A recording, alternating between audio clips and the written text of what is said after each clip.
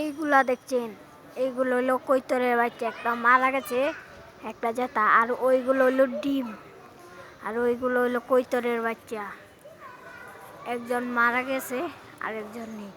দেখেন এখান থেকে কোথাও ঢোকার জায়গা নেই, কিন্তু এইগুলো কিভাবে গিয়ে বাচ্চা ফুটেছে আপনারাই দেখেন।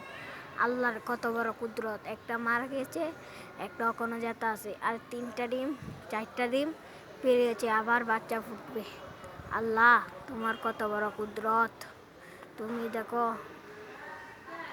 এটা হলো সিলেট, এটা হলো সিলেট স্টেশন, এটা হচ্ছে সিলেট স্টেশন।